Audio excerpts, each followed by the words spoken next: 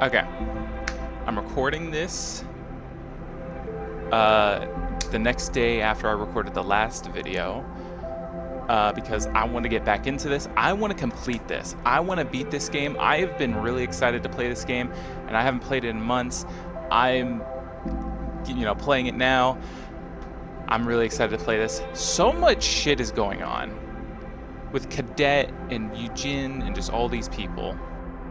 And with all this new shit that's going on, I am really excited to see where this goes. We started at 20 cycles yesterday. Now we're at 35. So I do want to get this shit going. I am going to adjust the volume because I think I was a little quiet in comparison to the game. So I'm going to fix that a little bit. It's mostly the music, I think. I'll crank this down a little. Scene text size. I think we're pretty good on that. Scroll speed, we'll do slow. Unless that's something else, but we'll roll with slow, see how that works. Okay, where are we? Right, okay, so current task that we got on hand. Lane is on our ass. That is an issue. We don't have good dice right now. It's not the worst thing in the world. So if I remember correctly, we gotta help with Eugene if we really want to. We don't really have to, but maybe. Then there is Cadet, which I'm interested in their storyline, not because I'm wanting to help Cadet, but just because they have knowledge on Hexport. And like as they described it, Hexport was atomized. That bitch was vaporized and turned to dust. So I want to, help them out in some way. Let me look at what I've got. So I could help Eugene. Payment is a question mark. I feel like what's going to happen is that he's going to be like, oh, I couldn't pay you, but I can pay you with my service. I don't really want that. I should go to Flotsam. Helion Gate. I don't remember what's at Helion Gate. Derelict Solheim checkpoint. And I know we need to get the Wellspring to help Seraphin's sister. Yeah, Wellspring. But in order to do that, we need a Hasnav, because that is a whole asteroid field. Yeah, debris field. Close enough. So I think what's going to end up happening, we're going to get more supplies, help Cadet first, and if absolutely needed, hold on, what would happen? How much? I don't know how much that would take off. Probably 3. But we're gonna figure that out so we can keep ourselves away from Lane.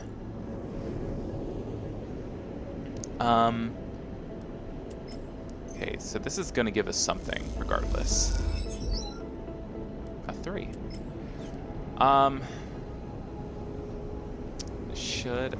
Let's throw in the 2. It's probably not a good idea. Not bad. Alright, let's throw in the 1. Okay.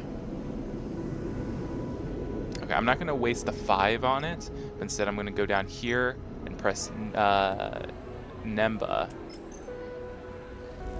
with the 5. Only a 1. Okay. Now let's hope that we get some good rolls. Okay. So that's a 3. Okay. Let's throw in the 2 here. There we go. You slide the loose panel away from the wall, letting it float there beside the air bike rack. Behind it, in the dark, you see a blinking light of the fuse box. A noise nearby draws your attention for a moment. The scrape of a sliding door maybe, or just some old system cycling in the walls. It took long enough to gain access to the Slipline Express bike garage, and longer still to find a safe route to the air bike racks. But you are almost there. You have seen and heard the hired muscles searching and guarding this place, but you have been lucky enough to not come face to face with them yet. You turn back to the darkness behind the panel. If what Cadet said is right, the drive is taped to the back of the fuse box in front of you. Oh, fuck. Okay. Peel the tape, tear it off. You reach through and around slowly, carefully, and your hand settles on something cold and metallic in the dark. It is taped firmly to the box. You pull at it, but it doesn't budge. A quiet rattle echoes from the dispatch office next door, and you freeze for a second. It seems Cadet was a little too enthusiastic with the tape. I think we just peel the tape. Neutral. I'll take neutral. You slip the drive inside your coat and kick away from the wall, gliding towards the maintenance corridor you entered from. As you cross the bike garage, you hear voices in the dispatch office next door. Just as you tuck yourself into the cool darkness of the maintenance corridor, a screech indicates the opening of a door from the office next door. Voices rumble through the room, and you quickly and quietly push yourself deeper into the guts of the building. Too close. Barely daring to breathe, you carefully make your way through the maze of passages that brought you here. Their dog legs and dead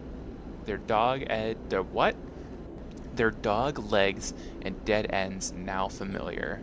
Eventually, you spot a thin slit of light ahead, marking the loose panel you levered open to gain entrance. You take a deep breath, almost there. Oh shit. Okay. As you reach the gap, you freeze. Voices rumble from beyond, and peering through, you see two figures in dark clothes searching the chaotic bay behind the strip line. Your eyes are drawn to the dark boxy weapon one holds at their side. Shit, you hiss, silently to yourself, your eyes searching for a path through. I'll wait for an opening. I am not playing that shit dangerously. Neutral. You wait, silent and still, as the figures search. They split and drift across the bay. You take the chance, sliding open the panel and slipping behind the scrap of boxes at the edge of the room. You work your way around until you can't get any further. You kick off hard, making a dash for the far side of the bay and public passage beyond. Oh, it's Cadet. There's a hiss and a guttural chatter of a pressure valve as an air bike pulls up beside you in the passage. Cadet leans over and grabs the collar of your coat. Hop on. In a moment, you are on the back of the air bike, clutching the strap of Cadet's bag as she guns it down the passage, the air resistance almost ripping you from the thin seat. You lean against her back and let out a sigh, the drive pressing into your ribs beneath your jacket. You did it. Nice. Okay, still alive back there? Cadet's voice brings you back from the hypnotic rhythm of the tunnel lights rushing past the air bike. She slows the bike with a rapid series of hisses, and you realize she has brought you back to the passage outside Bliss's Bay. You try to understand the route she took, a long loop through the branching transit tunnels of the station, but give up. You can let go now. She straightens up and you unhook your fingers from her bag strap, separating yourself from her back. You push off the bike gently and float in the passage beside her. You okay? Look pretty rough back there, she smiles. Appreciate you putting it all on the line for me. Hexport is my priority. Fair enough, she shrugs. Want to show me the drive then? You fish the drive out of your pocket and hand it over. That's the one, she squints at it. Should have checked it when I had the chance. You get your first look at it, and there's too much to see. A small lump of solid-state memory with a few markers on the case. You spot a yellow hex among them. Hexport. This better be worth it. We shouldn't hang around. You know, this better be worth it.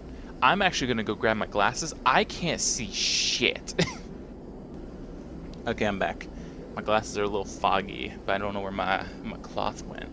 But that's fine. It should be not too bad of a hindrance, hopefully. She sighs. I never promised profit, sleeper. She slides her bag around her shoulder to the front and slots the drive into neatly into a pocket. Answers? Maybe. I know someone in the scatter yards who can crack anything. She'd be my first port to call to crack this thing open. She stretches her shoulders. And I should make myself scarce from the spindle anyway, before those dickheads catch up with me. Ooh, I could offer for them to come with us. See, I don't really like Cadet. Like, they've grown on me a little bit more than Yujin, but like, not by a lot. Plus, they understand. You know, they understand how to hold themselves. So that may be good to bring them. And I'll offer it. Appreciate the offer, but I think it's best if we go our separate ways for now. 2 targets are harder to track than 1. She cycles the pressure valve on the bike impatiently. Cadet leans away from her bike, squinting out of the viewing window at your ship behind. That's yours? She doesn't wait for an answer. If I'm not mistaken, that old thing is going to struggle to reach the scatter yards unless you've added a has-nav suit or suite, one of the two. Has-nav. Oh my god, maybe Cadet was the way to go. Yeah, belt between here and scatter yards is the belt between here and scatter yards is drowning in debris, worse since Hexport.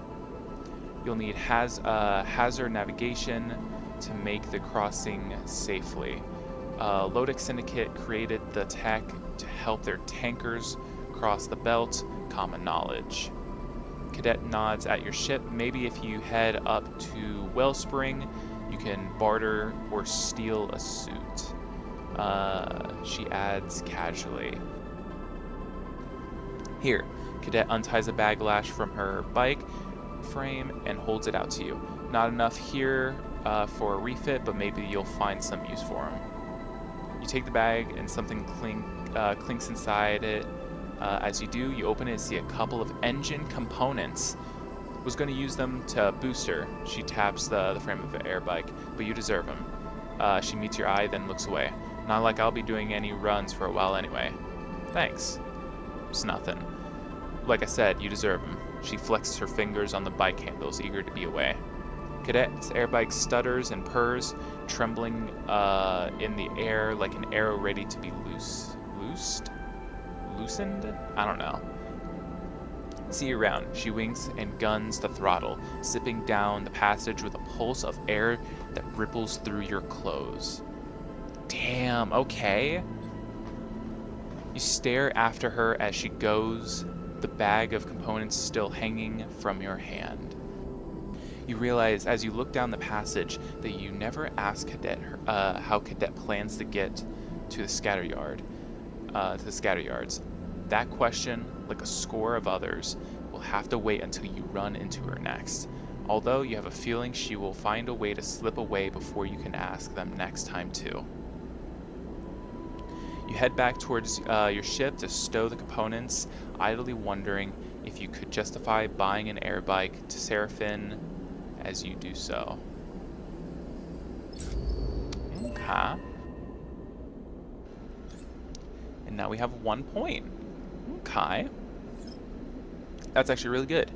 Okay. So, engine components. Oh shit. Rig workshop.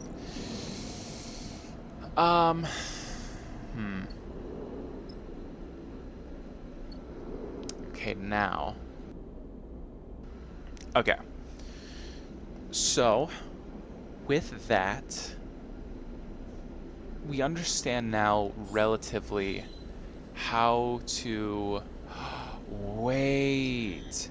I understand. Okay, so we have to go to Flotsam, From Flotsam, we go to Holmes Rock, remote asteroid colony, and then from there, then we can hit Wellspring. Because if you look, there's that little path right there, and I think that is going to be our only way that we actually get through that. So assuming that he is here, he's probably making his way through that right now. Okay, so let's see. I honestly don't think that I'm going to do Eugen's story. I just don't think that what he has to offer is going to be worth it. He could be great. He might not be great. I have no idea. So what I'm going to do is figure out where I can buy shit. 60. I'll buy that. Top us off. Go here. Okay, let's run with Cryo. We're going to take Bliss with us, obviously, because Bliss is our guy. Or our person, because I know they're non-binary. We've got Seraphim. And I think... diagnose your frame. We got to go to Flotsam. So, that is where what we're going to work on. Making our way to Flotsam. That does take away only 3, which is kind of crazy to me. But, I think with that, go to Flotsam, get myself fixed up as best we can, and then from there, make our way... Oh, that's such good dice. Make our way to Wellspring through the belt. It's hard to tell where Flotsam ends and the ship parked at its many dock bridges begin. As Seraphim docks at the station, you realize that the rig now looks like just another piece of accumulated technology. One more bit of driftwood added to the raft. I love this place. Seraphim smiles as he shuts down the engines. You never know what you'll find. You been here before? Yeah, back when I first came to the belt. The crew I signed on with used to run salvage jobs out here. Fun place to spend your wages. You see Bliss eyeing the station with what looks like both horror and fascination. You see the seals? They point out some twisted assemblage of ship parts. Total cowboy welds. They could pop at any moment. Seraphim waves away their concerns. Oh, that's just their outer layer. I heard there's 6 or 7 in all. So if one fails, it's no problem. He stretches and turns to you. You've got to taste some of the stuff they grow in old Takei, I think that's what it is. He kisses his fingers. That's the good shit. Oh great.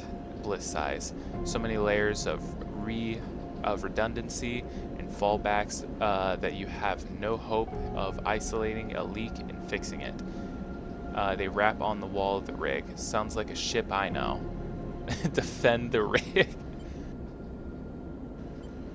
Agree with Bliss. They smile as you join in with the joke, but Seraphim doesn't look impressed. She got you out of here, didn't she? He looks between you two. No sense of gratitude. I was joking. Bliss looks a little hurt and drifts out of the cockpit, shaking their head. You go to follow, but Seraphim puts a hand on your shoulder. Sleeper. He looks suddenly serious. Remember what I said about getting checked out. There are artificers all over this place. It'll take a bit of searching, but we need to know what's going on with you. He meets your eye. That's why we're here. Good. Seraphim nods. Let me know what they say. I'm going to see if any of my old haunts are still open. He drifts out of the cockpit with a mock salute. Catch you later. You are left alone in the cockpit with a view of Flotsam's chaotic structure. You look over the multicolored plating. It does, you admit, have a certain charm. Man, this place is tiny! By God. Okay, so we have one location for this place. And I'd hate to waste all my good stuff, but let's run with this first. Let's get the small ones out of the way. Okay. Oh, new location discovered. Let's go ahead and throw in another one of these. There we go. 2 new locations. The Narrow Escape. Okay, so this is where I can buy food. Take recovery contract. I get scrap components. Recover standard rig. Oh, recover standard rig. My rig's blown its propulsion, and I'm stranded on some godforsaken rock. Repair crew needed. We'll split haul, no time wasters or thieves. I'm armed. Duly noted. Okay, so don't fuck around with them. And then we've got the Ferris tanker. Okay, so this is where I can buy... Oh, I can buy scrap components here. Let me go ahead and buy one of those. So I've got scrap component, engine component. Parts of system and machines ripe for repurposing into new forms. Okay, so I can buy fuel there. That could actually be really nice. Let me actually go back to here. I'm doing good on chits right now, so I think I should focus on people getting fuel for when I end cycles. Flotsam hub. How much do I get from this? Scrap and components. That could be good. Alma. I feel like I've heard the name Alma before, but I could be wrong. How are we looking on the hunt? Got none on the hunt, so that's actually good. I could take up this. Let me yoink that. New contract. Okay. Seraphin is still recovering mostly, and so I think I'm just going to go ahead and throw in more of this stuff. Go ahead and get it. Let's see what new shit we just discovered. The old... Okay, so this is also food. Okay, no, this is where we buy supplies. Gotcha. I'm not struggling with that right now. So let's go ahead and get the rest of the HUD set up so we can get more accustomed with this place. The chaos of Flotsam intrigues you. Passage to passage, it is almost incoherent. It is the most incoherent place you have ever visited. Plating, cladding, and cushioning of all kinds of conditions hide a forest of wires and ducts, interfacing in ways their manufacturers would never dream possible. Rooms of crushed cryo bays, flipped bridges, and eviscerated engine rooms. Patchwork corridors are lumped with messy welds, bending worryingly along their length. It is, to put it nicely, a total mess. It's not that you don't like it, but finding an artificer among this chaos has been more than a little challenging. This cycle, searching these winding passages once more, seeing only scrap merchants and junk shops, you have begun to wonder if Seraphin had any idea what he was talking about when he advised you to come here. A sleeper, a voice cuts through the pungent air. Well, I never. Oh, hi there. What's your name? Jean Me. You glance in the voice's direction and find yourself looking at a small booth piled with tech. Behind a fogged and scratched plastic screen is a meticulously arranged counter, the only clear spot in sight. At it, an older man with wet and wandering eyes sit neatly. Excuse me? The man's eyes widen. Apologies. I wasn't sure if you'd even hear me. Jean Me tilts his head. I didn't mean to be rude. Please. And he bows a little. That's okay. He smiles warmly, almost bowing again, his hunched shoulders accentuating the movement. How, he pauses, taking care with his speech now. How are you feeling, sleeper? He beckons you a little closer. I'm Jean Michel. Michel? Yeah, I am Jean Michel. Though pleased to you, Jean Me. I work with machines. He sweeps a hand above his counter where you see configurations of tiny parts, mostly small ones. I'm not great. Of course, he chops with his hand to indicate a stool with a leg bar meant for perching beside his counter. And such with the clarity and persuasiveness of his movement that you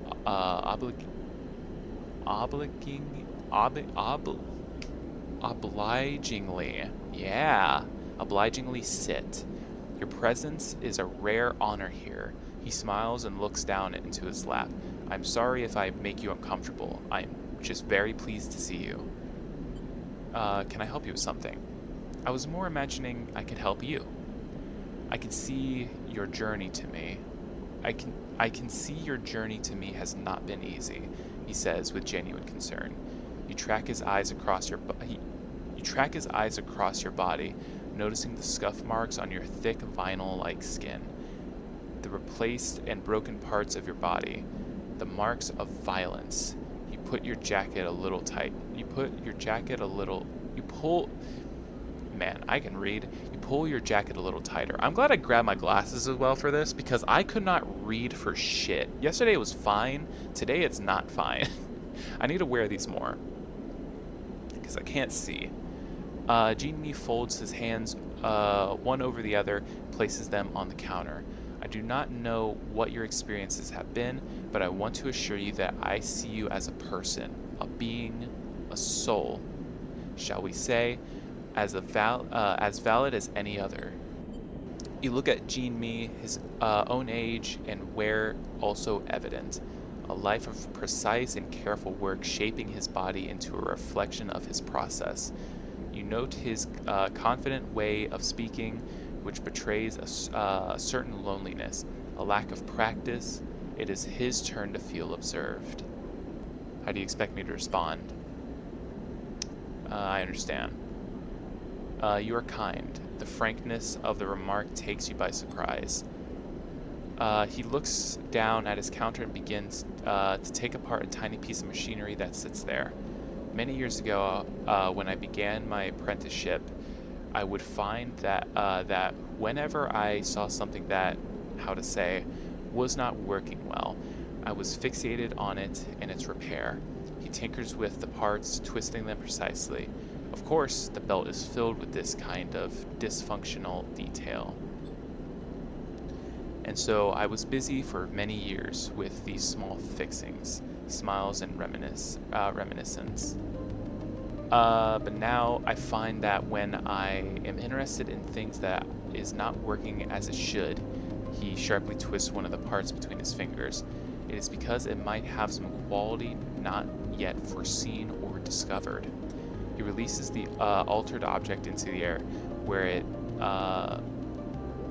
balletically twists into a hypnotic display, like a spinning top whose movement is totally unpredictable. Jean-Mi smiles at you watching his hypnotic toy. I can see that you are in a process of becoming Sleeper. He catches the spinning toy with his finger and thumb. Let me aid you in this. Why? It is my habit, he smiles, and my small offer to you. Jean-Mi's precise hands drop to a device around his neck. He deftly pulls a pair of goggles up to his face, masking his wet eyes. Hold still, Sleeper. Something flickers inside the goggles, their face blank. Jean-Mi's hands play across buttons and switches on the exterior, tuning, focusing. What are you doing? Jean-Mi's holds up a single stubby finger and continues to work. Okay. When the goggles are finally lowered, they reveal a look of concern on Jean-Mi's face. I think you better come inside. Oh no. What happened? He kicks off from his desk and disappears. A moment later, you hear a rattle and a small bulkhead door beside the booth that you had assumed was rusted shut creaks open. Jean-Mi beckons you inside. Jean-Mi's workshop is even more cramped than you expected. As you enter, you are surrounded on all sides with netting holding bundles and bundles of terminals, servers, drives, and cables. At its center, a padded seat and a set of articulated arms mounted with sensors and tools filled the space. The seat, please.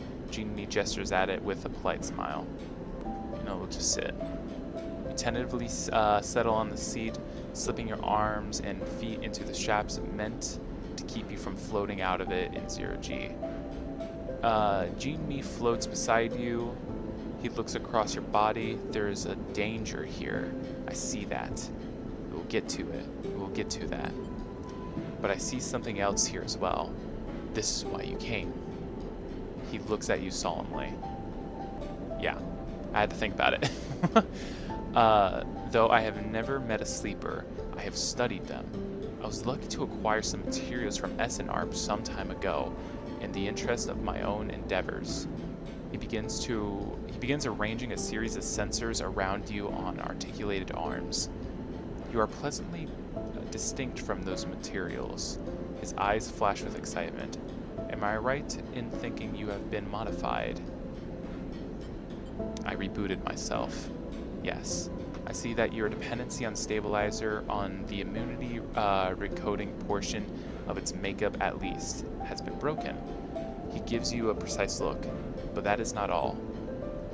You are physically modified, not externally, but internally. He carefully positions the final sensor. Your tracker is disabled, which means it is impossible for SNARP to find you. Congratulations, he smiles broadly. But this is not all. You have been modified, yes, but you are also being modified as we speak. What? You feel a strange claustrophobia as Jean Me's statement. Modified? Seraphin rebooted your system, ran the recoding protocol, but that shouldn't have physically changed you. It only removed your planned absence. How? Jean Me goes to a terminal and flicks a switch. Through the back of the translucent screen, you see a nodal web in the vague shape of a sitting body, your body. These changes appear to be complex, subtle but consistent. Jean Me goes silent as he taps at the terminal. The representation of your body rotating and unfolding. It's unsettling motion. What changes? How is this happening? See here, Jesus is a big text.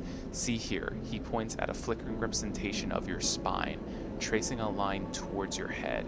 Your nervous system is growing additional nodal points here and here. Meanwhile, your emulation interface is growing an umbilical access port, though towards what end I am unsure.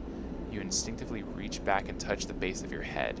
As you do so, the scan flickers and screeches with noise.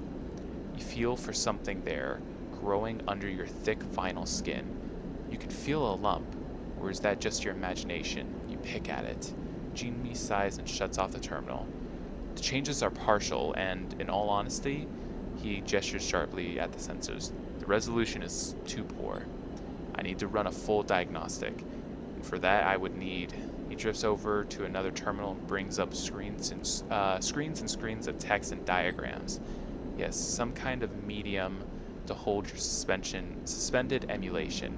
The access jack I can build myself, but we need to bridge your emulation. Jean Me speaks quietly, almost to himself. A ship mine would be ideal for this. Would have to be a high capacity, a prime ship mine, Solheim in origin. Perhaps Helion Gate might hold records of any that were in the system. Oh, fuck. Okay, he taps at the terminal. Jean Me turns back to you.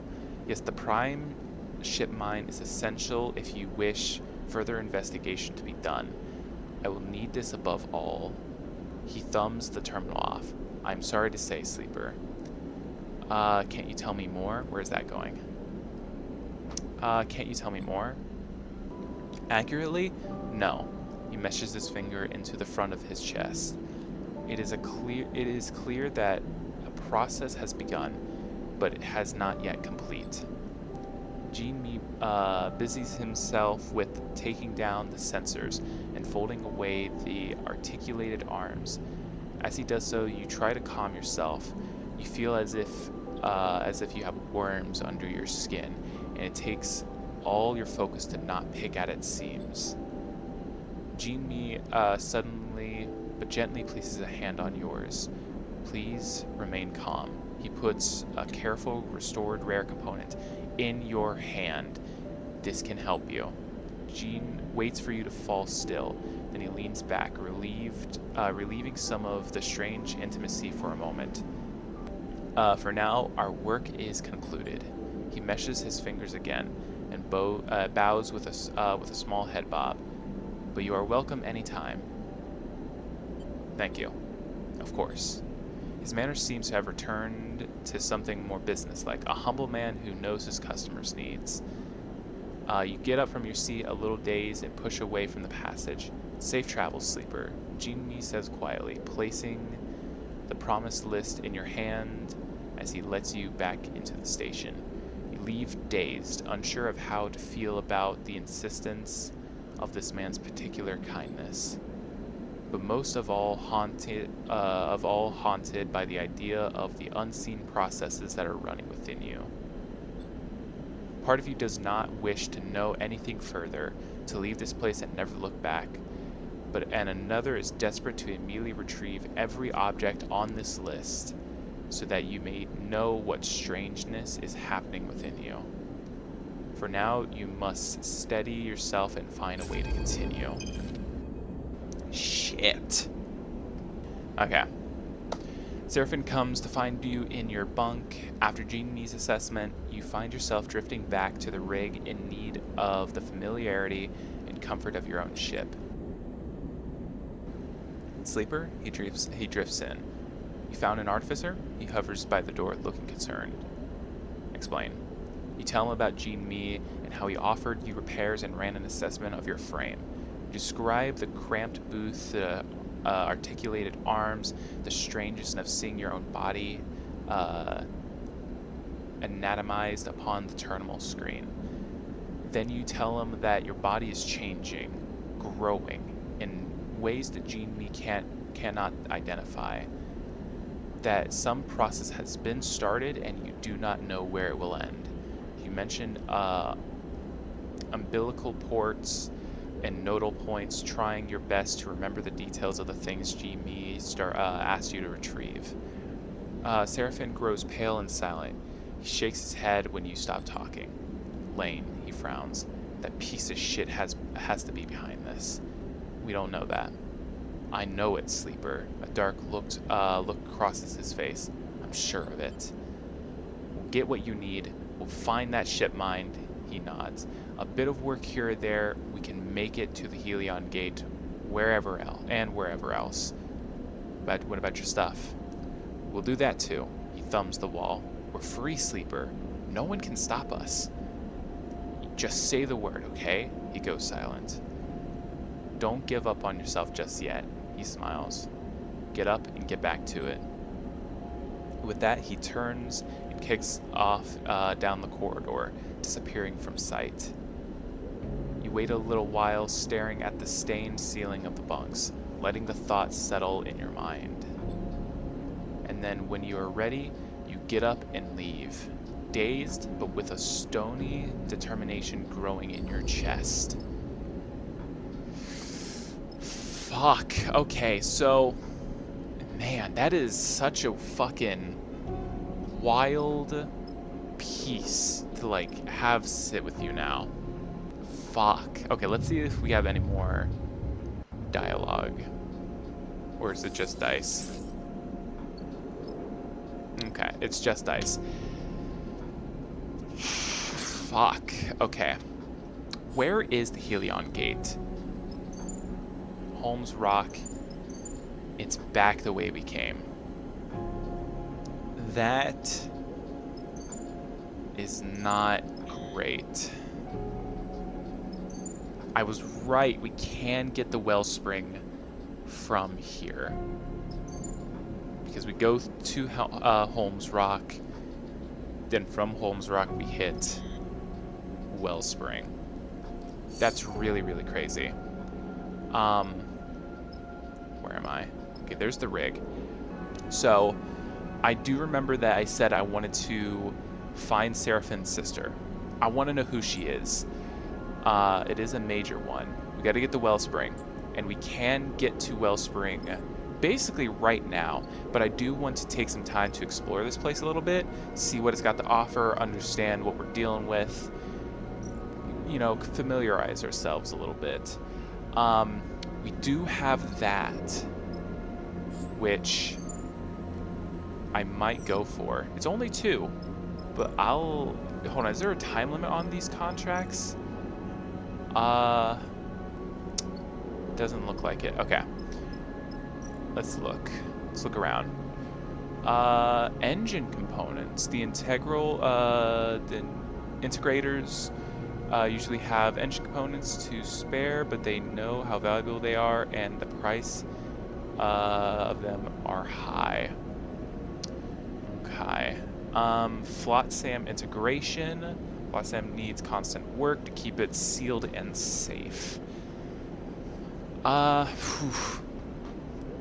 Okay, so I'm gonna throw this in here because it's already gonna be a perfect. Raw scrap. Okay. Is that all it's gonna give me? I'm gonna throw the 4 here to see what it gives us. Okay, so it's just money. It's money and nothing but money, it seems like, which is fine. Yikes. That's not bad, honestly. Okay. So I think what I'm gonna do, it's 15. It's not bad. Okay, so that tops us off. What I think I'm gonna do, go in here, get some extra chits. Or, yeah, it's the chits. Yeah, it's chits. Cryo. Just throw our dice in here. It's not like we got good dice right now, and it's not like we're going to be able to do anything here, really. And we're getting some raw scrap, so that can be good for us.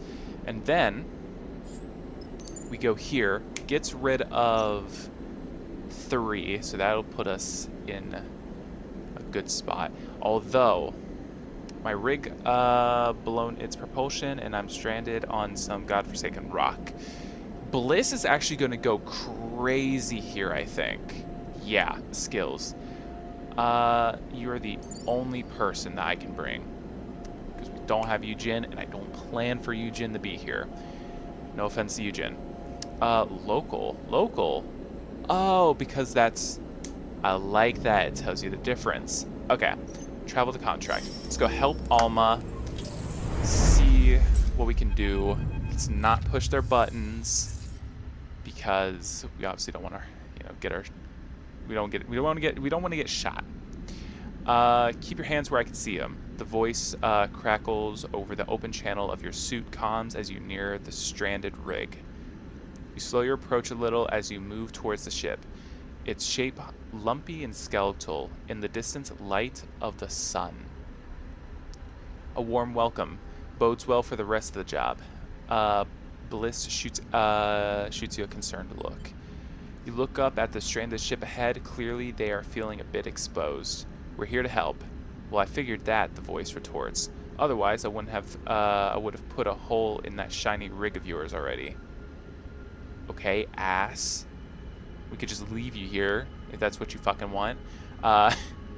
You arrive at the side of the rig, inspecting the damage. As you do, half of the hull plating and the big chunks of the internal structure seem to be missing. But you have a feeling that this is not what you are here to fix. The airlock opens and you move inside. The interior, all exposed, wires and metal framework. The systems wheeze and shudder as it cycles. Alma. Ah. Nothing of value here, so if you're looking to steal something, you're welcome at it.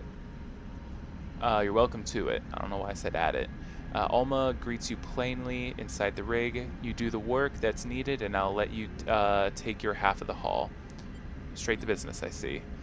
Ain't that what you're here for? Oh, it's a her. Okay, I thought it was a he. Ain't that what you're here for? Her face is as placid and unchanging as a rock. If you were expecting a tea party, you'll be sorely disappointed. Here's the short of it. Engines conked out on me, and I'm no engineer. Can usually get her going, but this time, no dice. She looks between you and the rest of the crew. Surprised there's so many of you, to be honest. Bliss smiles sympathetically. Sorry about that, but don't worry. I've worked on these engines before. They give Alma a wink. I can handle this. Don't be so sure. Alma leads you towards the engine room. The layout of her rig much the same as yours. This girl is the sensitive type. You need to know how to handle her. The central corridor of the ship shakes in a way that isn't familiar to you, and you realize the rig is far more heavily modified than your own, something that becomes all the more obvious when you arrive in the engine room. Rather than the rig's stock engine, a singular block and double turbine with feed lines between, Alma's engine is a mess of piping and feed lines, linking up multiple raw components welded to an interior frame of the room. Your eyes widen at the sight. Been adding to her since I was young. Alma smiles at the chaos. Might look like a mess, but she purrs when she's running. Okay. Bliss is shaking their head slowly. Oh, sleeper. They let out a puff of air. This is going to be special. You struggle to tell if they are intimidated or impressed. Perhaps a little bit of both. That's about all of it. Alma gestures to the exploded engine. Get her running and you'll get half the haul. What's the haul? Alma glides over to the window set in the side of the engine room and points to the corroded remains of a facility deep in the asteroid's loose, dusty surface. That there's the haul, she taps on the glass. As good of a find as I've seen. The hull is a building? Building and all that's in it. Alma screws up her face. What, you too good for scrapping? By rights, that building's mine, scrapper's claim. Alma scratches at her mess of hair. But you help me get it running, and you are welcome to take what you want from it. Up to a maximum of 50% of raw mass, that is. We have distracted ourselves. It's not what we expected. She looks you up and down, and you feel the first acknowledgement of you being a sleeper. I doubt it'll trouble one of you. Anyway, you're leaving with nothing unless my girl here is back in shape by the time y'all are done. She folds her arms across her chest, so get to it. Honestly, scrap is not that bad, because I can... Shit, if I am lucky, I could probably find a ship mine in there. The chances of it are fucking, like, minuscule, probably. But if I can somehow get one, ooh, that's just setting us up for fucking success. Alright. You turn back to the engine, your eyes tracing the madness of the interlocking systems. You are starting to have the horrible feeling that this contract is some kind of elaborate joke. So that's the ruined facility, Alma's rig, and then our rig. Okay. Let me look at this. Okay, so it is just us. Neither of us are able to work on that. Hidden treasures, raw material. Hidden treasures are going to be good for us. But let's see. You've got decent dice. Engine labor, engine study. You know, I'm going to throw my 3 in here. See what this does for us. Okay, it gives us 1. Is there any stress for this? Okay, I could stay here for a bit. That's good. There's no stress level. Unless it's like the person in here just getting wary. Let's do this. It's 2. Let's throw this in here. It's another 2. Bliss is not too hot in this component either. We smashed it. That's the type of energy I need. Alright, let's do this. Okay, it's just simple stress. That's fine. We go to bed. We work on it next cycle. I failed at a 4. That is disappointing. That's another 2. Can I finagle this with a 2, please?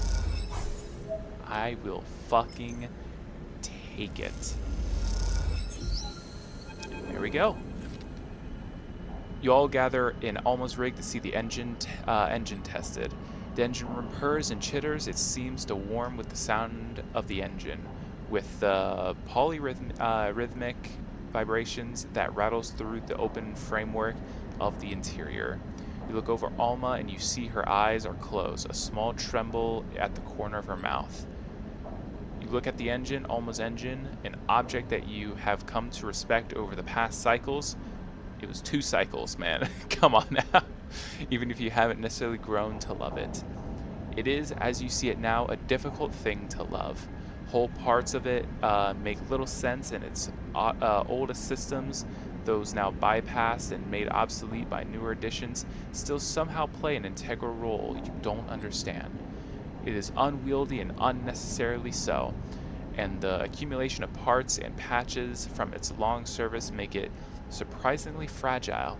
Meanwhile, other sections have been welded and re-welded so many times that they are impregnable. Is that what that is? And will never be able to replace. It is uncooperative and prone to sudden outbursts of cooling liquid or even fuel. It is restless and will begin to leak even when left idle for too long. It is always too cold or too hot, thanks for the coolant and the fuel, and it is hard to predict which it will be at any given moment. And yet, despite all of this, it is an object you feel close to, that you feel a kinship with, because in the end, you too are an accumulation of broken parts, long outliving their operational limits.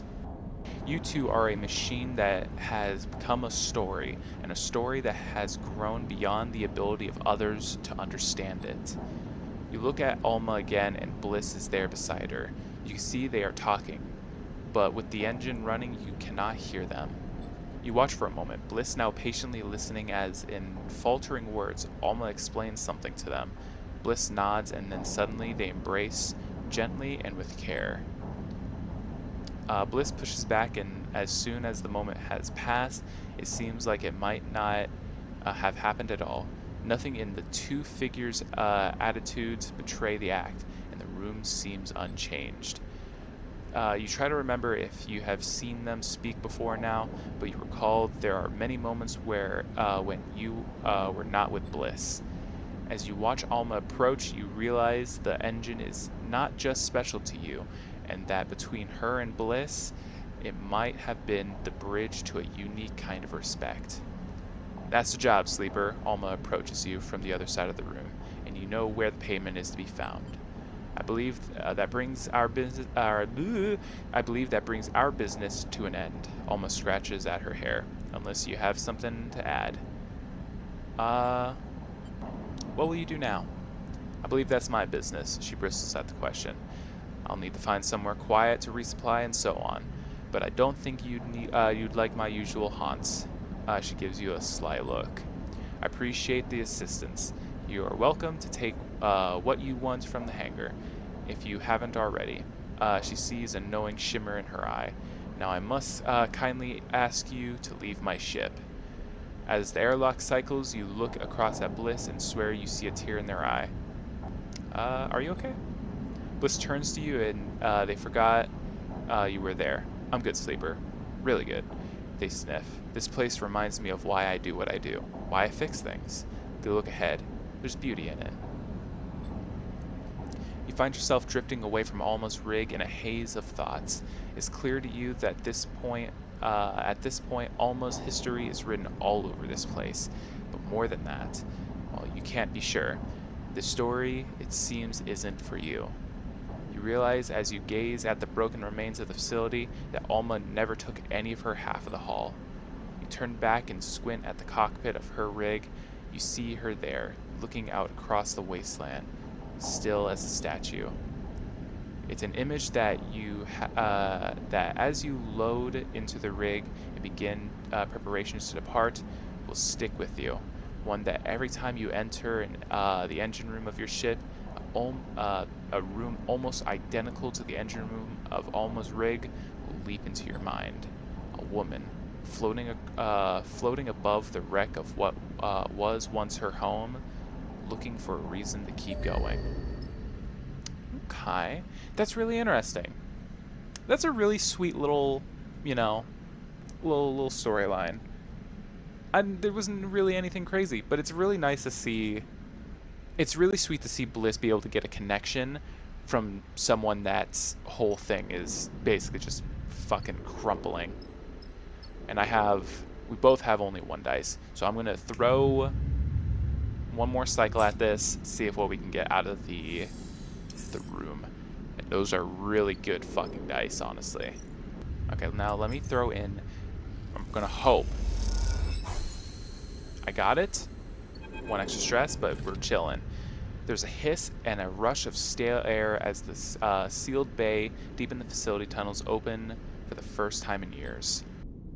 The beams of your suit lamps reach into the dark, picking out waves of dust and debris. They reveal a small bay big enough for a shuttle, but not a rig like yours. As you glide inside, those same beams catch on the frame of something that sits at the center of the bay. It is wide and flat, with a cylindrical center section that runs its length. As you move around it, looking at the sections of plates and open frame, you realize it is a ship, or at least it was. Wait a minute, is this actually going to be where I get a fucking ship frame? Or a ship mine? Holy shit, wait a minute. The frame is filled with rusty components and practically covered with old hull plates. Suggests a fast ship, an arrowhead designed to cut through debris and even atmosphere. You float up a little to see into its central cylinder, and your lamps reveal a cockpit outfitted for 2 people. One sat behind the other.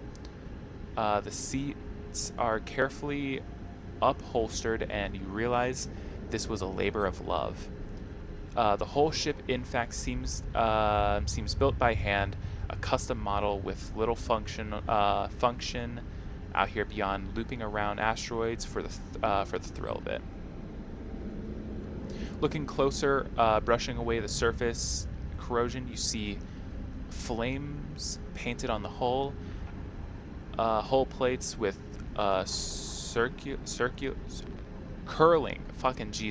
curling patterns. The brush strokes visible even after what must be many years. As you inspect the half-finished ship, a sense of quiet wonder keeps you silent. You notice a glint towards the rear. You approach it and see the engine, all interlocked tubes and flared vents. It is unlike any you have ever seen, but the holes in its side suggest that it may have been finished. Oh, wait, it may never have been finished. Those holes are the source of the glint. You reach in and pull out some strange-looking engine components, each pristine and complex. You hesitate for a moment, suddenly feeling like you shouldn't be disturbing such an intimate object. But it occurs to you that nothing would please the person who built this ship more than seeing these handmade components put to use. You secure them in your suit and push away from the ship. As you leave the bay, you turn and take one look at the treasure inside. It's possible it never flew, or perhaps it was in the middle of an extensive refit when this place was abandoned. Either way, its flying years have long since passed, and now with the bay opened, it will corrode much faster, melding with the anonymized scrap of this place in mere cycles. You suppress a shiver and then start the journey back up to the surface, aware of the components dangling at your side. So what did I just gain? Engine components. Okay. Didn't get a ship mine out of it. Hold on. What else was there? Gather scrap. The scrapper's work. I don't really care for all that scrap. We got engine components. It's not the worst thing in the world. I need to not do that. Travel concluded. -5 stress. Hold on. Yes, leave. There we go. How are we looking on the hunt? Okay, we got 1. That's not bad, and our dice are replenished, so that's also pretty dope. Okay, what I think we're gonna do now, how much is this recording? 30 minutes. Okay, what I think that we're gonna do is we are going to go to Holmes Rock. From Holmes Rock, hopefully get more fuel to then get to Wellspring. Because I forget who it was. I think it was Cadet who mentioned it was either I think it was the Scatter Yards. I think we get to the Scatter Yards for a Hasnav, but I have no idea how to get to the Hasnav, or how to get to the scrapyards for that without basically going through Darkside. I know that's a danger zone right now, so we're not going to do that. But we are going to go to Holmes Rock. So let's tuck in and then get to Holmes Rock. Holmes Rock, is that correct? Holmes Rock, yes. Let's go. Away from Flot Sam. We know what we're looking for. That's a big thing. Oh shit. Sleeper? Bliss speaks quietly from the door at the back of the cockpit. Can we talk? You glance over at Seraphim, his head back and eyes closed while the rig cuts through the empty space. You don't seem to be needed here. You unclip from your harness and follow Bliss. How are you doing? Bliss glances over their shoulder as they drift towards the back of the ship. The question takes you back. You can't remember the last time anyone actually asked you with real intention how you are. Better than I was. That is very correct. Better than I was. Shoots you a look. That's a good way of thinking about it, I guess. But to be honest, Sleeper, I'm not sure how you are still standing. Breaking out of Darkside, then again in Hexport, those things take a toll. Bliss turns a corner. It's okay to give yourself space to feel that. Bliss leads you off the main corridor into the workshop they set up when they repaired the ship. It is small, but its neatly arranged tools and sloped walls help it feel cozy and tucked away. You see improvements everywhere, new tools and equipment. Bliss notices you looking at their upgraded setup. I told you I'd be worth taking along. You didn't give us much of a choice. Never doubted it. They never gave us a choice. Bliss raises an eyebrow. Well, that's a lie. They smile. Feels good to hear it, though. Anyway, I didn't bring you here to brag. They pause, or at least not just to brag. They suddenly glance away, the atmosphere of the room shifting.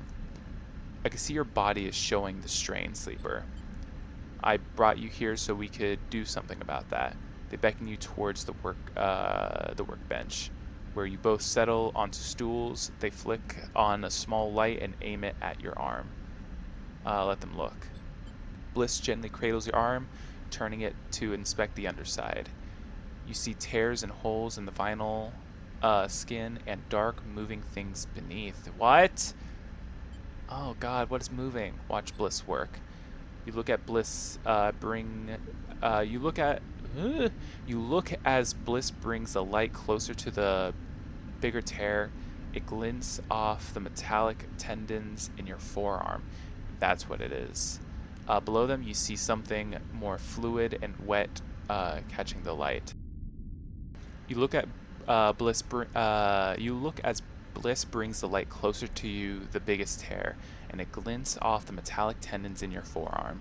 Below them, you see something more fluid and wet catching the light. You know you aren't the first Sleeper I've met. Bliss talks while they inspect the rest of your arm. I actually partnered with one at my old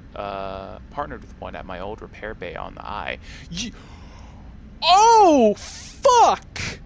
I knew it! I fucking knew it! Oh my god! I fucking knew the name was familiar! Oh my god! Wait! Oh my god! Oh my god, that's such a good fucking reveal. Oh my god, Erlin's eye! Holy shit. Okay, hold on. I cannot believe that this fucker is the same Bliss from the first game. There's no way in hell. Feels like 100,000 cycles ago now, but I remember them. Their precise work, their quiet enthusiasm. There was something calming about their presence. Oh my god!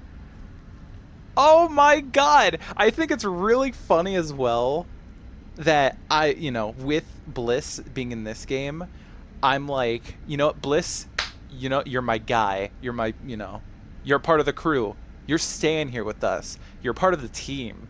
But then in the first game, I gave absolutely zero shits about their storyline. I might have to go back and replay it now just to know what the fuck happened. Because, oh my god, I can't believe this. Bliss swaps to your other arm. They were different to you, just like one person is different to another. I suppose, but I can't help but remember that time. I was a different person then, that's for sure. They met your eye. I'm going through something of a transformation myself. What do you mean? Bliss lays both your arms down and leans forward to inspect your upper chest, adjusting the light. I was pretending before, I think, to be the person I expected to be. They press along the hard protrusion of your clavicle. There were so many calculations I was making, so many corrections, how I held myself, how I spoke, how I reacted. They pushed gently against each of your metallic ribs, one at a time. I didn't realize how tired I was until they stop and sit back, until I gave up. I came here to the belt with someone else, and when I did, I realized this was my chance to become something new. So I let go of everything. They look away. It was messy, ugly, and the person I came here with, I let them go too. I was punching out at everything because it felt like everything was holding me back, stopping me for the change I was owed. Oh, what happened? Don't worry, they smile weakly. I'm calmer now. I'm not about to explode on you or anything. It's still a difficult process, but it feels like shredding 100 suffocating skins that you spent half your life putting on, one by one. They meet your eye. It feels like an escape. They lean forward again and check the skin of your shoulders, where it was worn and faded. You let them. The atmosphere quiet but calm in the workshop. A feeling of solidarity glowing somewhere in your frame. Not bad, sleeper. You're holding up well, given everything. Bliss folds their arms in front of them, protectively. But I'm still concerned. There's some decline on your system functions. Let's keep an eye out for components. Thank you, Bliss. It's no problem. They release from the stool and drift over to the rack of tools. I owe you for jolting me out of whatever life had become on the far spindle. My life had become on the far spindle. You leave Bliss to their workshop, feeling reassured that you have them. Wait. You leave Bliss to their workshop, feeling reassured that you have them on the ship. As you do, you think of your relationship to your own body, this frame that you were forced into that has never quite felt like your own. You realize that this feeling is not unique to you. No one gets to choose their body. Everyone has to contend with the entropy of their flesh. And in that realization, you suddenly feel less alone. Damn. Damn. Okay. Okay. Oh my god! I cannot believe this! This is crazy! Holy shit! Okay, lumpen and cratered, Holmes Rock floats on the sunward side of the belt. Its only notable feature, the bright shapes of its solar arrays, angled towards the system's distant star. Can't even dock the rig here. Seraphin nods at the bright shape of Holmes Rock, lone docking bay. Won't fit. We'll have to park here and go out the airlock. He seems repulsed by the idea. We do that every contract. What is this place? It was a Solheim relay station once. Now it's a way station of some sort. Seraphin squints at the rock. Never heard of much happening here, really. Barely seems worth the trip down. Bliss speaks up from the back of the cockpit. There are other ships docked. You never know. I guess, Bliss yawns. But don't expect to turn up any jobs all the way out here. I'll come down later. Don't feel like squeezing into a suit right now. Bliss gives a lazy wave as they glide out of the cockpit. You gaze out over Holmes Rock. It certainly doesn't look very exciting, but there's refueling to be done, and maybe more besides. You might even be able to spare up a hot meal. You know, Sleeper, the Lodic freighter means we aren't far from Wellspring. Seraphin gives you a sideways glance. Your sister. We'll get there, don't worry.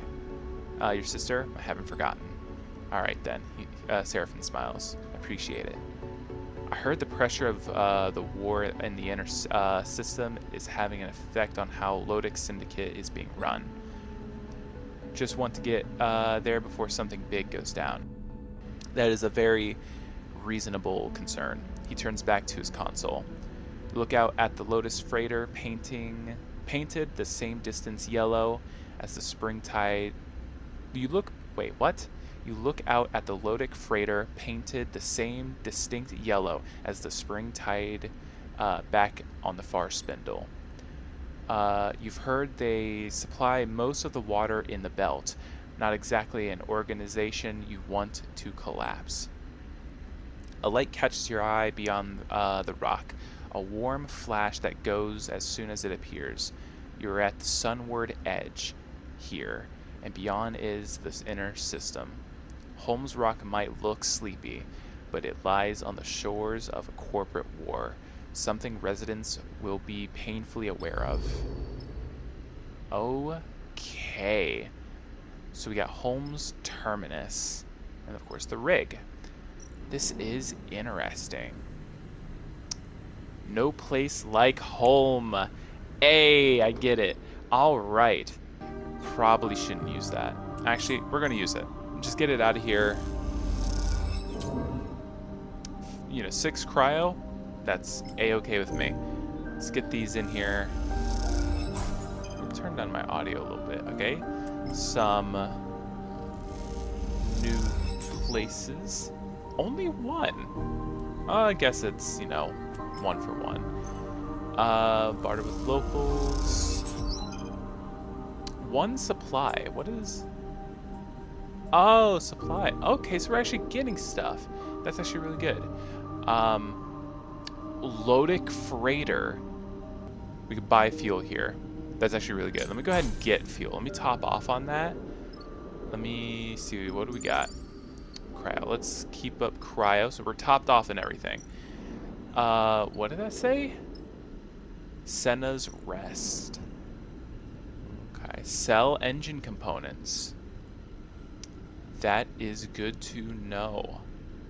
I'll hold on to this for now because I do want to be sure that I'm getting the most. Because if I could turn those engine components into a ship mine, that's going to be big. It's going to be really, really important. What do I get here? Help offload the freighter. Okay. Alright. Let's get some rest. We'll buy some food after this. We'll see where we land. May skip Holmes Rock a little bit, but we'll have to see. All right, let's get in here. Let me throw in a 4. Just get it done. Actually, let me see if I can get this with just the 2. Yes, I can. 1 fuel. Well, I don't need it, but that's good. Okay. In Holmes Rock, it's impossible to get away from the feeling of living, working, and eating in a ruin. Most of the belt is built on top of the remains of Solheim's infrastructure, but there are plenty of places where the modifications or extensions to those structures eclipse the original foundation. On Holmes Rock, it is the reverse. The station is a small warm patch at the center of a network of tunnels and bays that stretch within the rock, most of them dark, damp, and wrecked. A sprawling foundation that will never be built upon. Ever so often, gliding on your way between Senna's Rest and the Suncatchers, or from the docks to the depot, you find yourself in one of these dark tunnels. That's where you are now. You float, stopped at a 4-way intersection No light visible down any tunnel. Okay, this is interesting. Uh, let's go left. You kick off gently from the wall and head into a cylindrical passage clad with panels that hold back the rock. It is wider than the others, and here and there little droplets of water float undisturbed. At the far end, you see a faint point of light, the warm glow of a lit passage. Suddenly you hear a rustling in the dark, and a shrill sound that you can't place. There is something out there. Ooh, that doesn't sound good. It's probably something living in the rock, so I'm turning back. This has gone far enough. You turn and glide hard out of the tunnel. It doesn't take long to reach the well-lit passages again, as if they were waiting just behind you, though you can't shake the feeling of being followed as you ascend back up through the station. You go the long way around. Okay, new location discovered. What does that say? Sealed Bay. Oh, I have that. Okay, I'm not gonna fuck with that yet, just in case that starts like a chain reaction. What can I do? Okay, so this just seems like a little middle ground place. So I think I'm gonna take the time to get as much cryo as I can, because I have a lot of good dice here. I can get a lot out of this place. It doesn't seem like there's gonna be any big story, except until I pop open this this hatch. So I'm gonna rest again, and then from there, yep, that's one more cycle. From there, if I need dice, I have dice. So let's see what this is. I don't know where I got the Solheim data. I know I got one from the ice asteroid, but all the rest, I have no idea where I got. But we can open this. So let's see what is about it. Bay unsealed. Fabricator. Old fabricator. Print component. Neovent collapse. Colorful machine is corroded and collapsing. Only has a few prints left before it's a pile of scrap. Okay, well I don't have that, and it doesn't seem like it's going to go anywhere until I have stuff to print from it. So that's fine. Where am I going to get more details for it? Shit, fuck if I know. Alright, so I think with everything topped off, the only place that we can go now is Wellspring. Is that correct? Diagnose your frame. We've got to go to locate a ship at Helion Gate, which Helion Gate is here. I could actually go from here. Oh, that's perfect. All right, we're not going to go there. We're going to go straight to Wellspring from here. Shit, if I knew that, I would have hit Helion Gate and then made a beeline to fucking Wellspring. That's fine. We're chilling. And honestly, we met Artificer at Flotsam because we had to go there anyway. So that's good. So I think, because we don't really have anything else to do here, the only place that we need to go is Wellspring and see if we can't find Luz. Yeah. 6 fuel should be fine. Alright. See if we can't find her. Seraphin. The shout echoes through the ship, reaching you in the cockpit. You see the angle of Seraphin's head change, but he does not respond otherwise. Did you hear that? Seraphin sighs. Yeah, I heard. He looks back at you. How about you see what they want? They called you. Seraphin shrugs. I'm busy flying the ship. Seraphin, you recognize the voice now. It's Bliss. Moments later, they come into the cockpit. Is no one listening? They look between the two of you. I guess that means one of you is guilty. Bliss shakes his head. Come on, you need to see this. You follow the irritated Bliss through the ship, down into the cramped storage units, tucked between the main ship and the hull. As you enter, you are greeted by total chaos. Amber globs of liquid ration float in the air and cling to the wall, while chunks of dried food spin around, slowly breaking into crumbs. See? Bliss fumes. Someone opened up one of the supply crates and left it like this. They point to a crate in the storage netting with the lid pushed open. You look at the mess spilled out from the crate. Who could have done this? Inspect the remains. Neutral. Okay. You take a moment to pick through the food and find a torn open pouch of liquid rations. You turn it to the light to see a set of evenly spaced gashes at the edge. Looking at the chaos, it's hard to imagine a person doing this, especially one of your crew. Oh god, did the fucking creature on that asteroid get on the ship? I need a break from this ship. They look at you. Help me tidy this up. You spend the rest of the journey packing the crate away and disposing of the spoiled supplies, but as you do, you can't help but wonder what actually happened here. When you finished, you take one last look around the storage bay. As you gaze upon the now cleared space, you have the same feeling of being observed by an unseen eyes as you felt in the tunnels of Holmes Rock. I think we have a stowaway. I think that's what's happening. Ooh, okay, this place is pretty. As he brings the ship into Wellspring's docking ring, you notice a rare tension in Seraphin's piloting. He jerks the stick a little too hard while the docking bridge extends, and a proximity alarm goes off. He curses under his breath. Relax, it'll be okay. I've docked this ship hundreds of times, Sleeper. He keeps his eyes on the monitor. I am relaxed. That's not what I mean. Seraphin doesn't respond, but you see him grip the rig's controls a little tighter. As the ship stops, the docking bridge connected. You lean forward and look out the the cockpit windows, trying to get a good view of the icy surface of Wellspring below. The harsh, gleaming ice gives way to the steep sides of the cut, the asteroid's one city. It glows and steams with warmth, and peering down into it, you cannot see the bottom. Beyond along the horizon, you see the terraces of the pit head where the current extraction effort must be taking place. Seraphin runs the shutdown sequence and unclips from his seat. He turns back to you, a flinty look in his eye. I'm going to head down into the cut. I've got a few leads to follow up on. You get a sense he isn't asking permission. Let me help. You can check out the city if you want, but I'm not following along, Sleeper. This is my trail to follow. Before you can respond, he pushes past and glides into the cockpit. You turn and watch as he pushes past Bliss in the doorway. I missed something? Bliss shoots you a look. Seems more irritable than usual. He's looking for his sister. Bliss raises an eyebrow. Family troubles? That explains the irritation levels.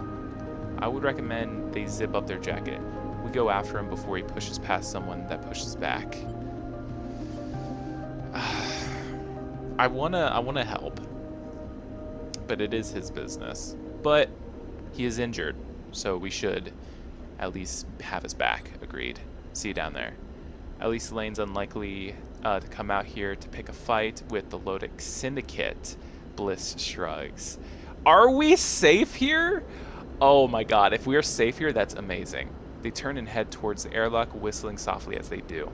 Wellspring, the base of the Lodic Syndicate. As you look out across the icy surface, you remember Malik, the captain of whose ship you saved and for whom you surveyed the ice asteroid. You also remember how he promised to repay you for your actions should you ever cross paths again. Perhaps Wellspring is a good place for you to make that happen. After all, if Seraphin's sister is here, surely the Lodic Syndicate would be the best place to find her. That is amazing. Damn, this place is crazy. Okay, so we've got two places. The Wellspring Cut and then the Rig. Alrighty. Hack Lodic comms. Why are we hacking? Act like a local. In the Cut. Dirty, wet, and thriving. The Cut is a layered industrial city that is as intimidating as its inhabitants. Okay, so this place is full of dangerous people. Duly noted. Oh shit! Okay, new location discovered. Where? Oh, over here. It's a little funky to look around this place, but that's fine. What is this place called? The Cutwater? Yep, the Cutwater. Cutwater Shift. Cutwater is a boisterous workers' bar filled with miners fresh from the pit head. They always need staff to fill in for those on shift. Buy a meal. 18. Let's go ahead and buy that, just so we're topped off on energy. Alright, let's just go ahead and throw this in here. Get the perfect. And get some more dialogue going. Amazing to think this place supplies most of the belt's water. Bliss looks across the Cutwater at the workers in their distinctive yellow gear. No wonder the syndicate runs it like a corporation. You look at those gathering in the, what does that say? Low ceilinged bar, gathered around the cushioned couches and low magnetic tables. Their voices bouncing off the metal walls. All of them wearing Lodic clothing, a mark of their status as contractors for the Belt's most powerful syndicate. You look back at Bliss, who is watching another group quietly, discussing something serious in the opposite corner. Lodic gets the job done. I've got good feeling about this place because Malik was pretty fucking chill, and they're just straight business. So if people get cut out of work, shit breaks loose, but other people got each other's back, I imagine, in some way. Bliss turns back to the bar and sips their drink through its metal straw. Well, that's the thing. I've been looking around Chasm Row, searching for components in the markets. Down there, people don't seem so happy. Bliss meets your eye. There's a lot of talk of contracts. It seems Lodic's been locking down its workers, giving the war in the inner system as an excuse. They play with their metal straw, swirling the orbs of liquid in their sealed glass. The pressure is building, Sleeper. We shouldn't hang around here much longer, they sigh. We need to give Seraphim time. Well, Bliss raises an eyebrow. It sounds like I'm not the only outsider who's been hanging out in Chasm Row. Heard someone complaining about a rude young man asking too many questions. Bliss smiles. What else could that be? They laugh. That's the place to start, if you want to find our boy. They said he was asking about the rhyme market, but I have no idea what that is. Bliss looks out across the bar. Definitely a touchy subject for locals, though. I'll head there now. Yeah, I'll head there now. Bliss nods. I'll finish my drink. They smile. Let me know how it goes. You leave the Cutwater, shouldering your way through the crowd of boisterous contractors.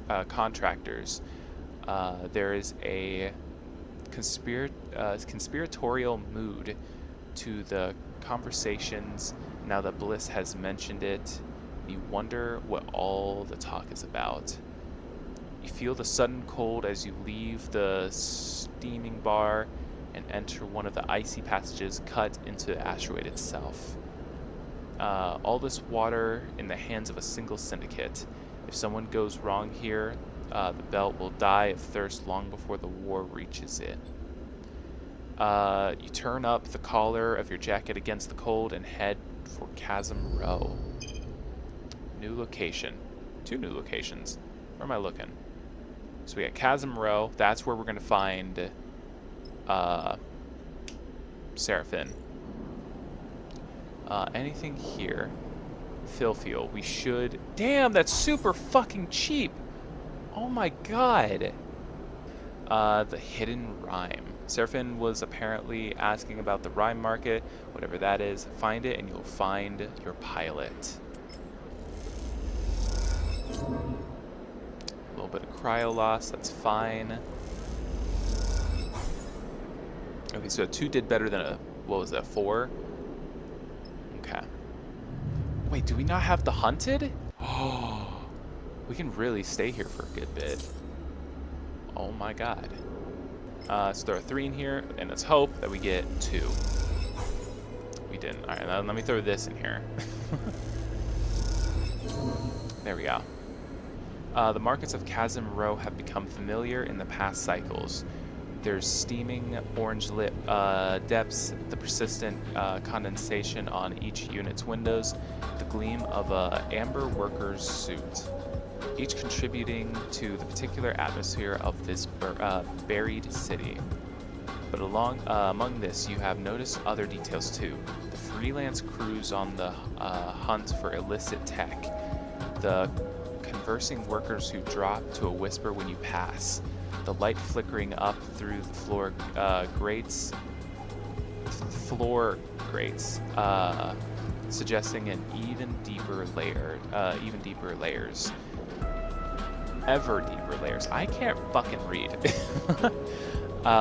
These are the details you have followed to the Rhyme Market, a place discussed in hushed tones, dimly lit rooms, and as you drift forward, you know what you know to be one of its entrances. The door bursts open in front of you. A large dark bundle glides out of the door and impacts the metal wall of the passage with an echoing bang. But your eyes are drawn by an imposing figure that hovers in the doorway, bracing himself on the frame. Kirk? Okay, no, I was thinking of someone else. Stay out of the Rhyme Market, rat. The man sends an orb of spit spinning after the bundle. God damn it. The bundle unfolds and you suddenly recognize Seraphin, winded but straightening up to go back for more. Stop, Seraphin. Oh shit. You hesitate, seeing the hard anger brewing in Seraphin's eyes, and you reach him a moment too late. He catches you as he kicks off from the wall with a swinging fist, sending you reeling back as he smashes into the man. Two tumble in a fury of blows, slamming into the door frame till the man gets his legs between him and Seraphin, kicking him into the wall. Seraphin hits hard and floats away, a few crimson bubbles of blood drifting from his busted lip. Ah, shit. Go to Seraphin. Glide over to Seraphin as he shakes himself awake. You put yourself between him and the figure. Know when you're beaten, rat. The man calls out. It's time to go home and lick your wounds. Seraphin exhales in frustration, his anger fading, replaced by the stinging pain of his injuries. You watch a perfectly round blob of blood form at the bottom of his nose. Want to explain what happened? Let me hit this idiot, Seraphin. Want to explain to me what happened? For the record, the man folds his arms. This one started it. He looks between the two of you, snooping around or meeting like a rat. You see his sharp eyes recalculating the situation since your arrival. I wasn't snooping, I'm looking for someone, Seraphin glares. If you'd taken a minute to talk to me before throwing a punch, maybe you would have got that. The man scratches his beard, squinting at Seraphin. Say I believe you. What were you doing at the meeting then? Missing persons ain't our business. All I heard is this is where the loaded contractors meet. Seraphin sighs. I don't like you hearing that. Not at all. I'm going to need to ask you who told you that later. He straightens up. But yeah, this is where the contractors meet. And if that's anything to you, the person I'm looking for is a contractor. Seraphin's frustration rises again. She uses the cover name Luz. He pauses, a desperation entering his voice. Please, I think she might be my sister. Something changes in the man's stance. He holds up a massive hand to silence Seraphin and looks down the passage in both directions. Not here. He retreats through the door. Get in. As you both enter, he reaches past you and slams the metal door behind, spinning the locking wheel with one hand. I'm Kirk, he grunts, pointing at himself with a thick thumb. Contractors are my concern, but if Lodic catches us discussing contracts out there, he shakes his head. He turns and leads you down the passage. You pass an open door and you glance inside to see a group gathered in a circle, all of them in workers' clothes. They are speaking in hushed voices. One of them exchanges a nod with Kirk. Let's not interrupt the meeting anymore, shall we? He glares playfully at Seraphim, who remains silent. Kirk leads you to the side of a massive vertical metal pipe with a rough hole cut into the side. He beckons you both inside. You descend through the pipe in silence and in darkness. Suddenly you come through the ceiling of a wide and low hall. As far as you can see, crooked stalls and makeshift shelters dot the grilled floor, lit by scavenged lanterns and light strips. Steam drifts up through the grates, concealing the room so that you cannot see the walls. Welcome to the Rhyme Market. Kirk gestures a thick hand at the ramshackle interior. Lodic don't know about this place, he smiles. Let's get a drink. He leads you off to a nearby stall with a set of improvised stools welded to the floor in front.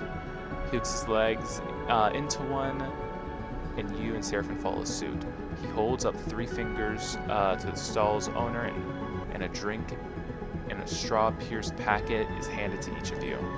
Seraphim looks skeptical at the drink. You friends now or something? Look, Kirk takes a sip. I'm not going to apologize for putting you on your ass or arse. That's on you. But like I said, I represent the contractors, and if someone is a part of the family, well, he shrugs his massive shoulders. Then they deserve to be heard out at least. You know who we're looking for? Luz, he said. Luz, he said? I know a Luz for sure. Scriber. Kirk leans back in his stool. I'm not giving you anything more until you prove she's your sister. Seraphim closes his eyes. Dark hair, used to wear it long and messy. Bright eyes, broad shoulders. You see a little twitch around his eyes as he recalls. Tough but kind, tattoos, nervous laugh. He opens his eyes and glares at Kirk. That enough? Kirk sniffs. Yeah, that's her. You feel something jump in Seraphim. An almost imperceptible tension rising. It's her, his sister, Luz.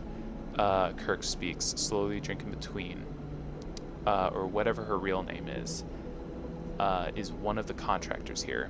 She's part of the most recent contracts Lodic registered. That means. Just tell me where she is, Seraphim demands, his impatience getting the better of him. As I was saying, Kirk gives Seraphim a pointed look. Those new contractors are restricted to the pit head. In fact, that's what we were discussing when you interrupted our meeting. Seraphim looks away in frustration but holds his tongue. Since the war, the Lodic Syndicate has been trying to lock down Wellspring. They went from a loose association of mining groups to an autocracy. Autocracy? Yeah. And started enforcing contractors with some serious overreaching terms. Your sister, she's one of those contracts. Lodic is acting like they own her and the others, because according to their contracts, they do, which is exactly why we want to do something about. This cycle, he forcefully taps the bar with a finger. We are voting on strike action and a full blockade of Flotsam. Whoa, hold on. We will bring the syndicate to the table too. Seraphim knocks his drink away and kicks off the table, disappearing in the market. Shit! Okay, this is bad. Oh, fuck. They're gonna block, like, Wellspring to get the Flotsam. I need to get back the Flotsam after hitting Holmes Gate, or the gate. I forget what it is. Maybe Holmes Gate. We will bring the syndicate to the table too. I need to go after Seraphim. He got his answers. Maybe I stay with Kirk. Fuck. Now this is where the decisions are going to be really fucking big. because Seraphim is going after someone. I need to know what's going to happen so I can at least prepare for it and have everyone else prepared.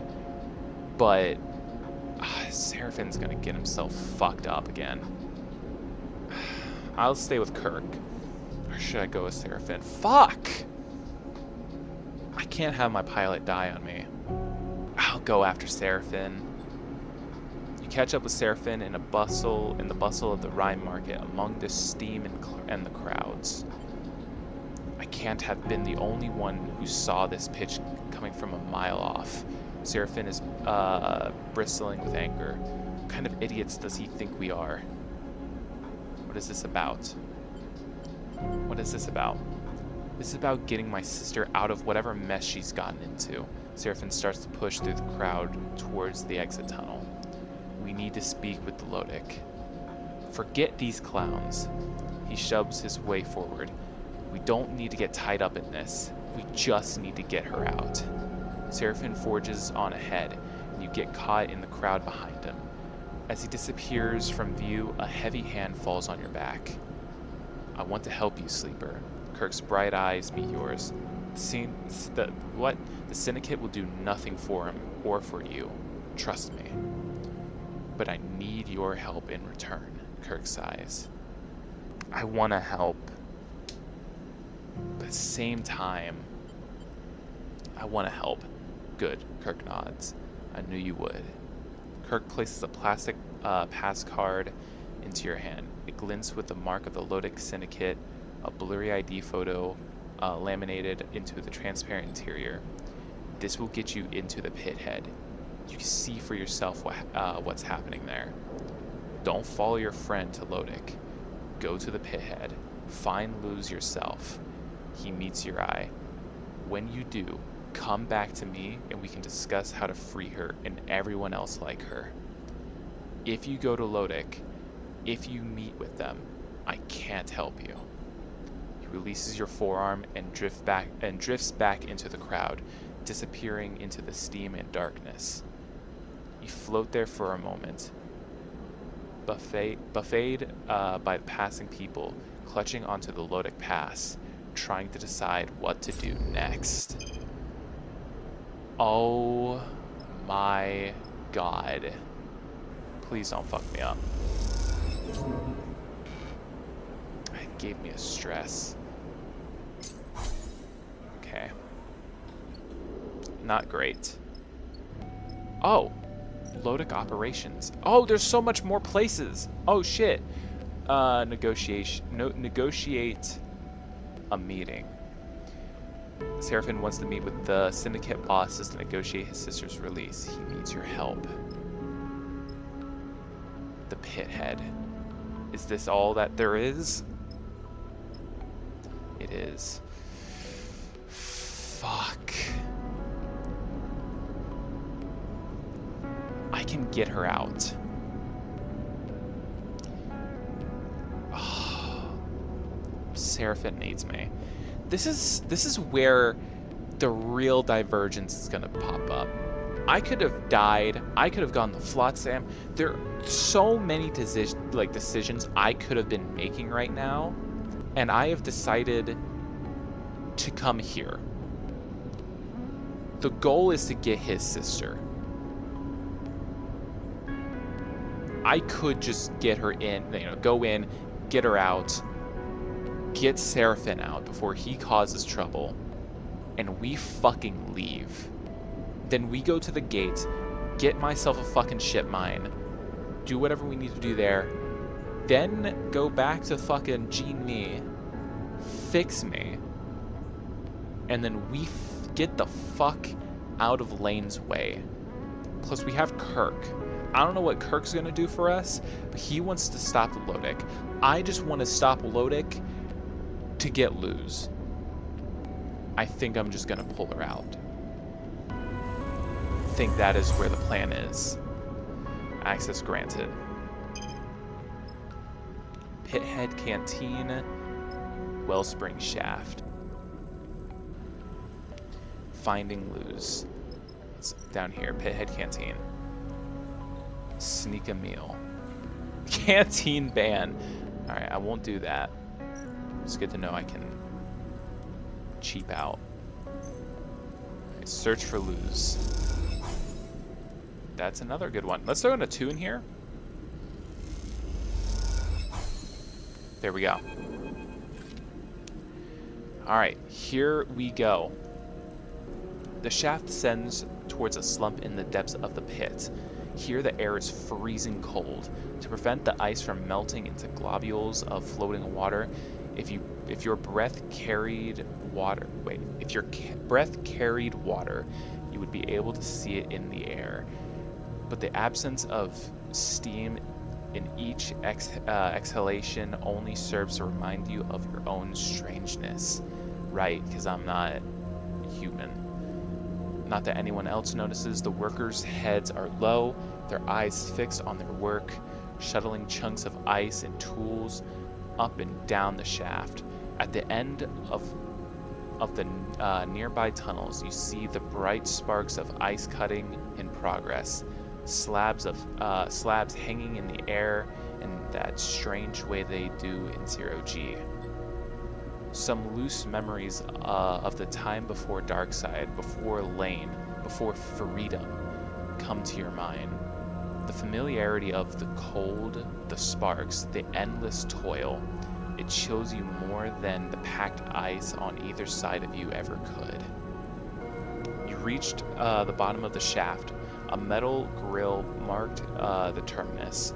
It squeals as you push open the barred doors set into it, and safety lights flicker on, lighting up glittering ice particles all around in their hard beams. It is as if all the stars are being held here. It is as if all the stars are being held here in this cavern.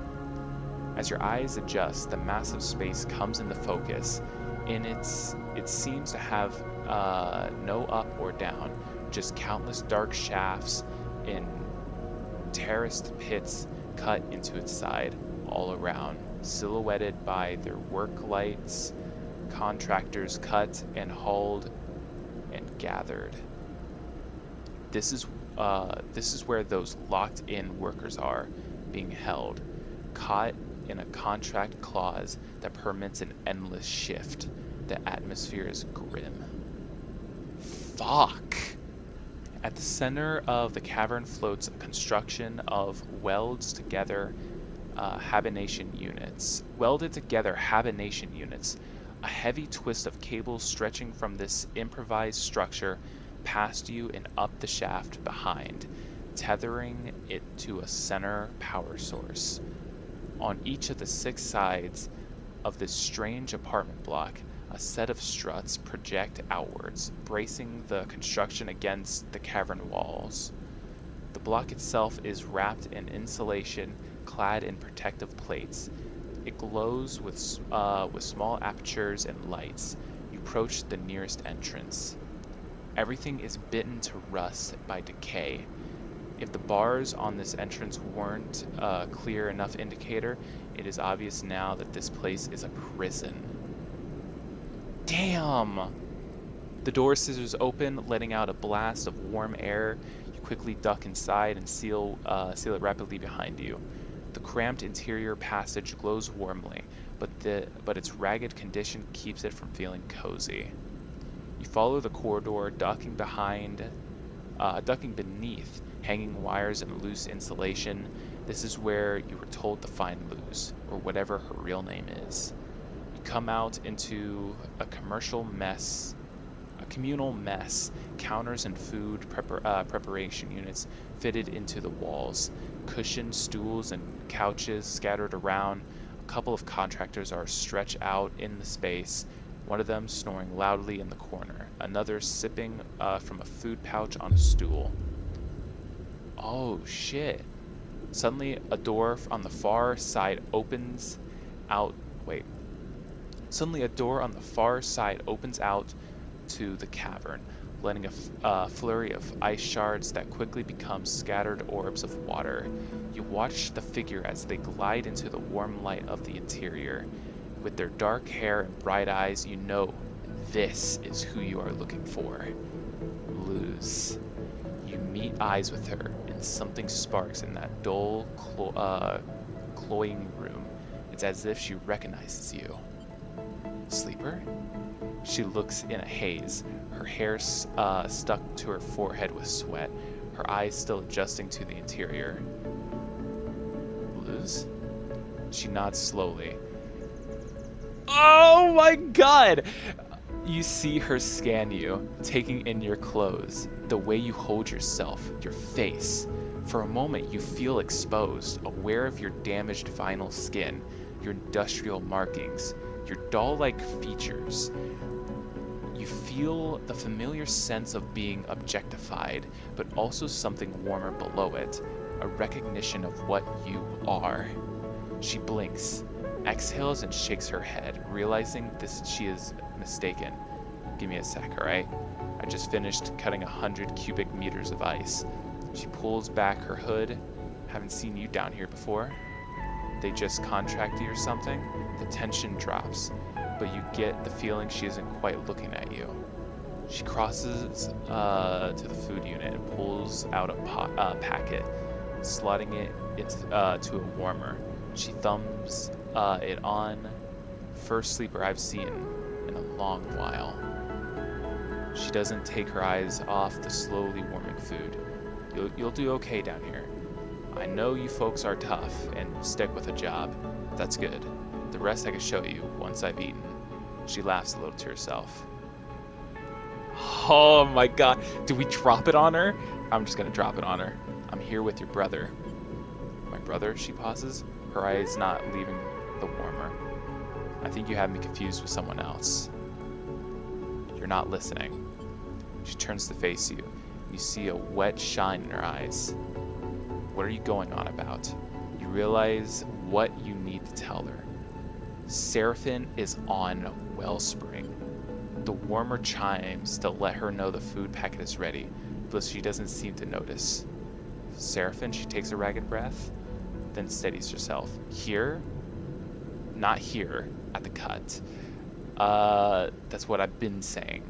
Not here at the cut. She nods, then shakes her head. Well, if he trusts you with his name, I guess I should trust you with mine. She comes closer. Oh my god! I'm Tala. She smiles a warm smile. Now, where is my idiot brother? I'll take you to him. She laughs nervously. Sorry, this is not what I was expecting on my lunch break.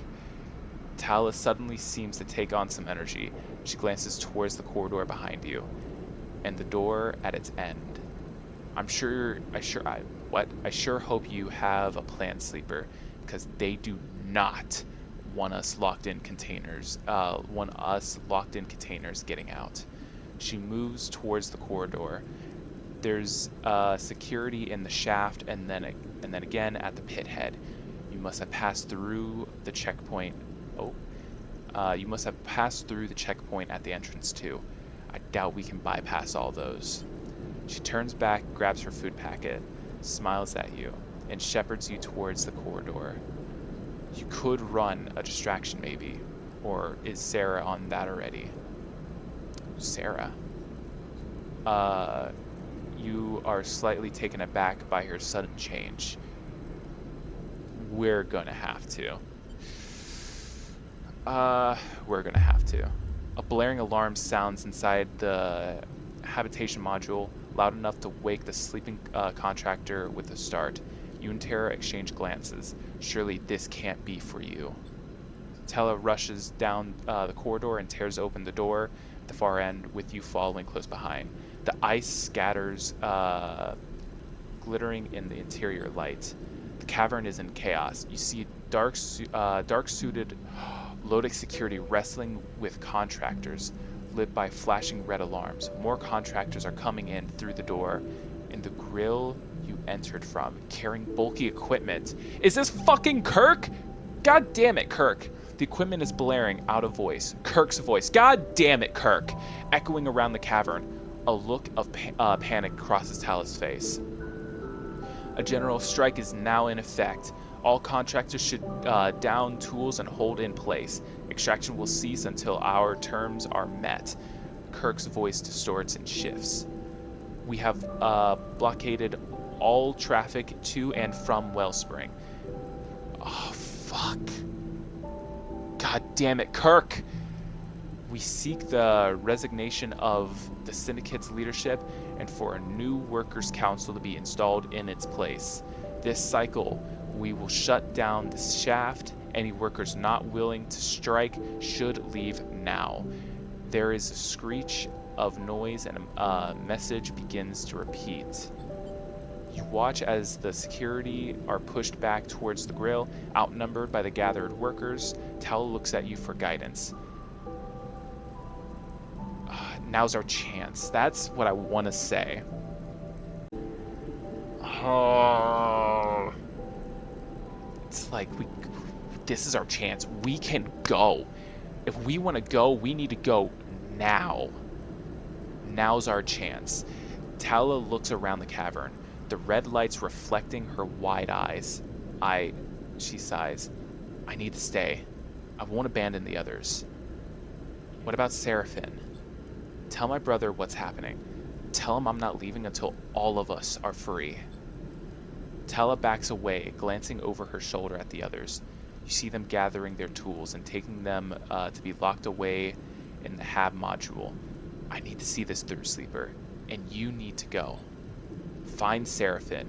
Do what you can from out there. Help us change this place. And with that, she turns and glides off towards the others.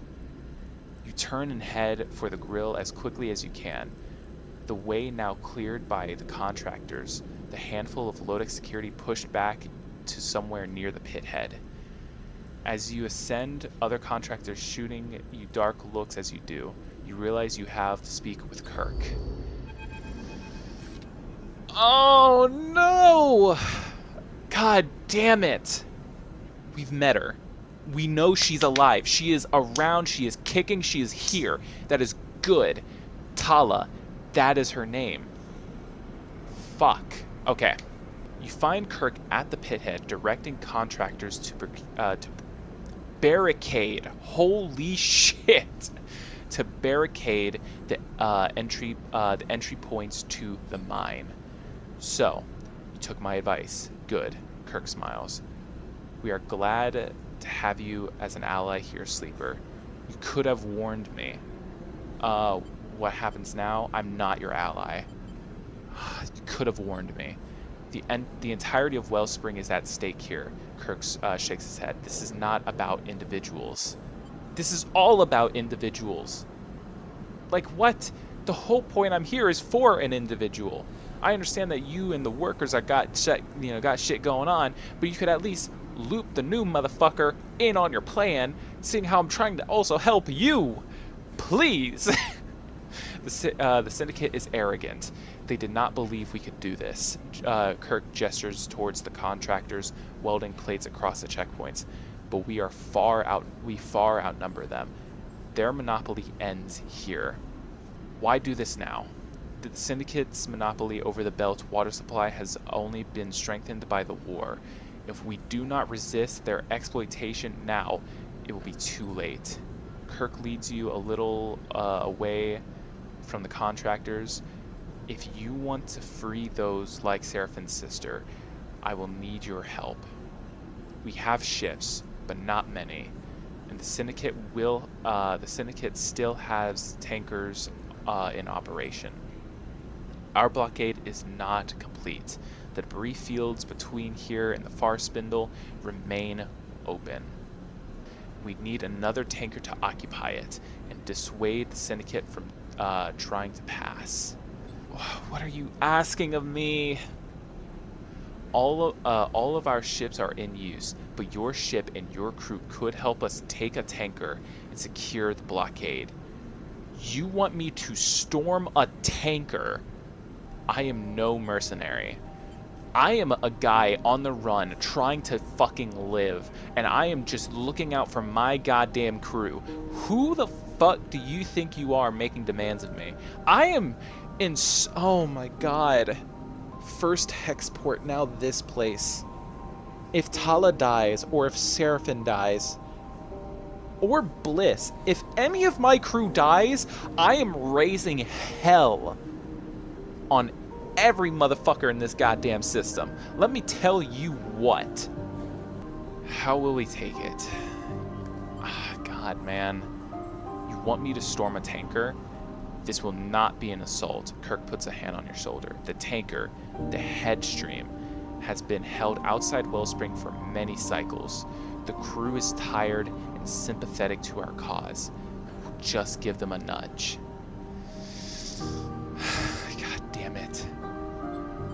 Your ship will pose as an in-distress trader trapped inside the debris field. When the Headstream is obliged to what? When the Headstream is obliged to rescue, we will board and encourage the crew to take control. Oh my god. Did I fuck up by coming here? Maybe Seraphim was right. He was in over his head, but maybe he was right. You want to elicit a mutiny. Trust me, when I say that their captain does not deserve his charge, this is a liberation. Kirk folds his arms across his chest. I'll consider it. Will you do it? Consider your options carefully, Sleeper, he smiles. Do you think the Syndicate wants anything to do with you now? They've been watching me, so they know about you. Oh, it's going to be hellfire with you, Kirk. It's going to be hellfire. Oh my god. Suddenly, Kirk puts 2 fingers in his mouth and blasts off a shrill whistle. A contractor quickly approaches with a large box, the front marked by screens and dials, the back by loose cables. You will need this HazNav unit to navigate the debris field. He nods at the contractor. Jens here will install it in your ship. Consider it a gift from our cause to yours. I was gonna think that because I'm going to need a HazNav. He nods once more, and Jens passes by you, heading for the lift to the docking ring with your new module. I will provide the Headstream's coordinates. He moves away towards the contractors still working on the checkpoints, and I will wait for your word.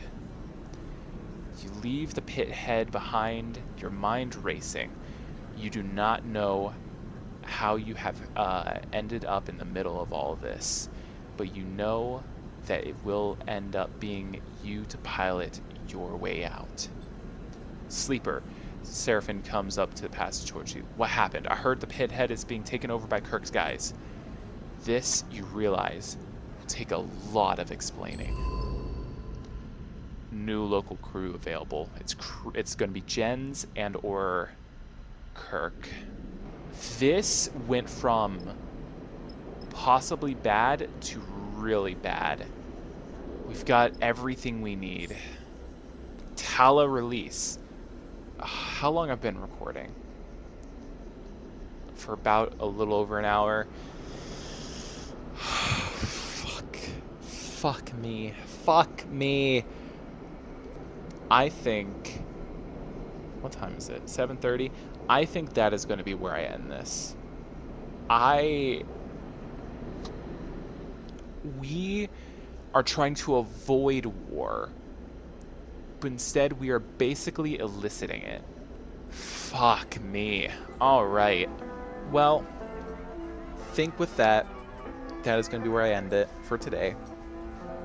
I cannot believe the shit that we're in now. Firstly, Lane can't get us right now. That is great. That's perfect. The issue that arises when Kirk takes this place, what's going to become of it? The water's going to be fucked, possibly. So with Kirk now taking charge of the Syndicate, or trying to, I feel like it's going to just, you see this time and time again. Get the uprising. If they win, they're going to struggle to figure out who's going to be in charge and who's not. They have the council, but who's decide who's the council? It's just then they're going to turn into a lot of like infighting. I can already see it. Wellspring is going to go under, but honestly, what we're trying to do is just get Tala, and then we're going to more than likely just leave the belt. We're going to get the fuck out of Dodge, and then from there, fucking God knows.